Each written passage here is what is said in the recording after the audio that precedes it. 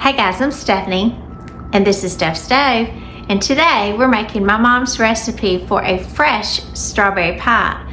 Now, you can use a lot of methods, but you can see I've already got, right over here, a homemade pie crust that's been out of the oven, cooling, ready to get our fresh pie going. So, with all that said, let's get started and make this wonderful, fresh strawberry pie. Here we go. All right, the first thing we need to do for our pie recipe is to bake our pie crust. Now I went ahead and made a pie crust earlier, docked the bottom, this little holes here that I place in the bottom so it won't puff up too much. You need to bake it and then cool it completely. Now you can use a frozen pie crust, you can do a homemade pie crust. If you're not sure, I'll do a link up here somewhere and I'll show you. This is an oil pie crust that I make and it's really easy.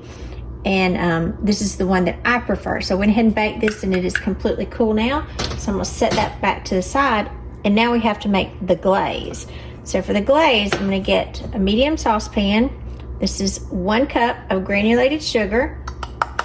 I'll add it to the pan. And to that, I'm going to add in some cornstarch. Now for this recipe that my mom has, we're going to use 3 tablespoons of cornstarch. The cornstarch obviously is going to be our thickener. 2. This is very powdery, so be careful. It will kind of go everywhere on you. So just be careful when you're measuring it out. Don't get it everywhere. Got it right there. All right, let me kind of hang that onto the side for just a second. We don't have our stove on, so not to worry. And then to this, we're gonna add some strawberry Jell-O. I'm just using the Great Value brand for this. This is not the sugar-free version. This is the regular. I don't know that you could use the sugar-free version because it will be a different measurement. And we need that sugar measurement in here. We're not going to use the entire package, but we are going to use 2 tablespoons. So I'm going to measure out 2 tablespoons. 1, 2, and there's probably enough if you were going to make 2 that you could make 2 pies with this. So I just fold this up, put it back in the package if you like. That way you know what it is. And then just put it in a little Ziploc bag.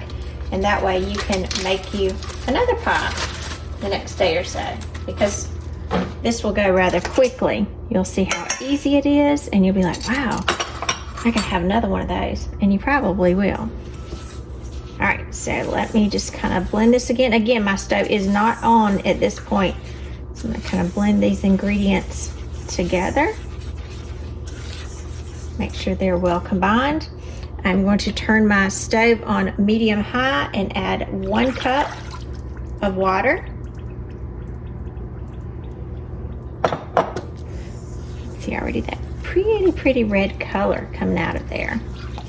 Now sometimes you'll say, oh, I just buy the Glaze packet in the grocery store. This is so easy to make. Don't buy that Glaze stuff. I'm not sure really what's in it, but I know what's in this.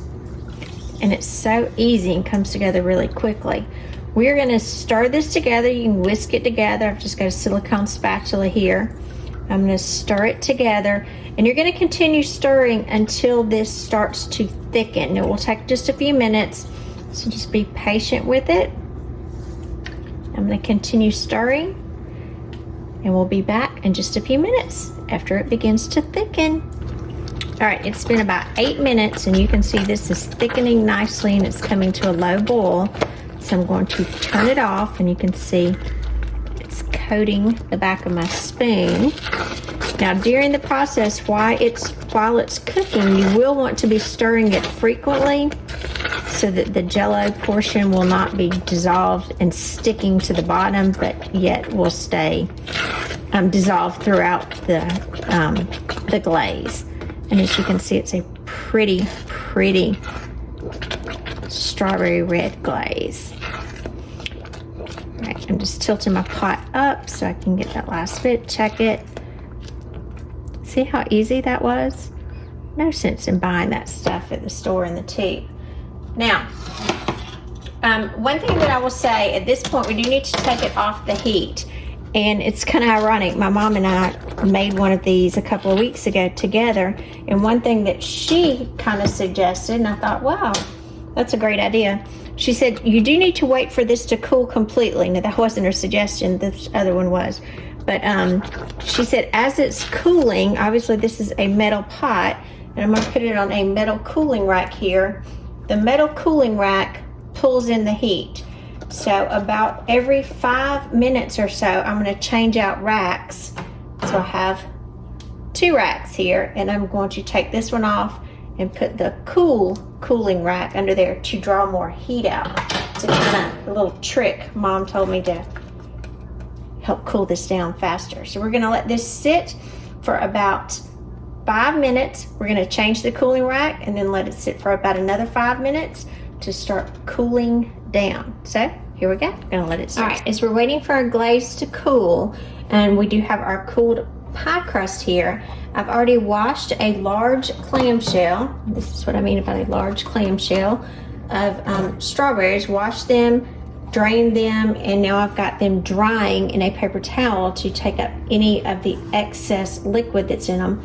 I've also removed the tops, and we're gonna slice these. Now I know some people may wanna leave these whole, but you do want these to become more bite-sized when they're in there, because if not, it's very difficult to get a good slice. So we are going to slice these up, and I'm doing 1, 2 down. Yes, I'm doing this against my hand. I'm cutting them just into bite-sized pieces. And if you got some large ones, you may need to cut them again. So I'm going to just go ahead with all of these strawberries. I'm going to fill the bottom of my pie. I'll be right back. Alrighty, we got all of our strawberries cut up and placed in our pie shell. So I'm going to set this to the side, and I'm going to come in with my second cooling rack, and I'm going to trade this out so it can continue to cool. And if you will, you can check this. This is very, very warm. So this pulls the heat out. And again, it's just a little trick to help this cool a little faster by trading out your metal cooling racks halfway in between. So we're gonna let our glaze cool for about 5 more minutes. Alrighty, our glaze has been cooling for about 10 minutes. Now it is still slightly warm, but it's not really hot any longer, which is what we wanted to be sure. So give it a good stir. And then we are gonna start mounding up in the middle. You're going to pour it to where it covers all of your berries. Get you a good scraper in there, get all that wonderful strawberry glaze out, covering every last bit. As you pour to the center, it will dissipate to the edges. Kind of take your spatula, help it out a little bit if you need to. Since I had this as a homemade pie crust, it is a little larger. Now you can absolutely use the store-bought. There's no problem with that whatsoever. Frozen pie crust, they work just fine. I got a lot of strawberries in here. Doesn't that look good? Perfect. Perfect summer dessert. And if any of you grew up in the South, I'm not sure if there were other places, but there was a Shoney's Big Boy restaurant, and they always served a beautiful strawberry pie. As a kid, I can remember that, and my mom would make it. It was just good. I loved all things strawberry. Just put that in there, make sure it's evened out. That glaze gets everywhere. I think I need a little more glaze on this side. Get it over here. Got it full of strawberries, which is a good thing too. All right.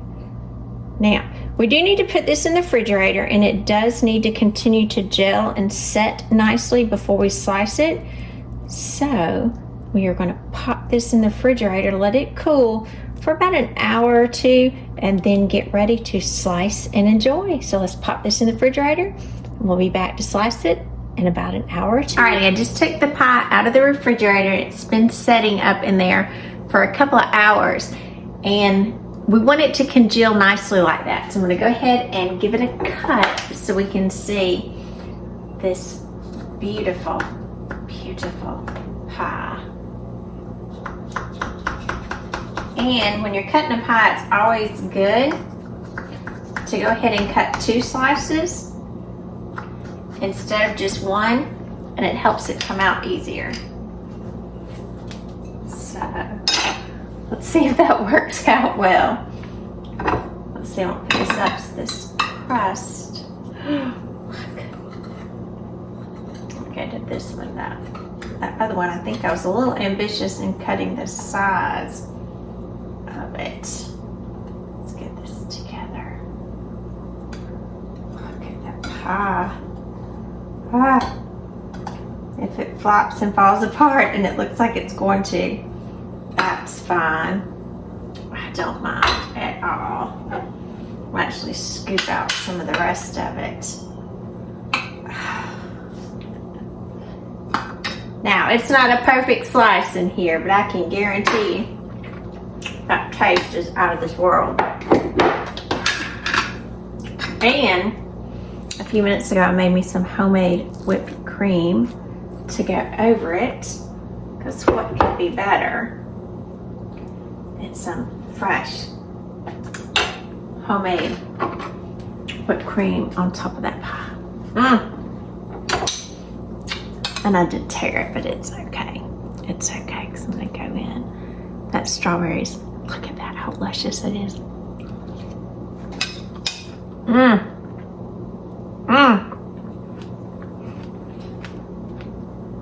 That's so good. It is so, so good. Just like my mom and I made a couple of weeks ago. Even better.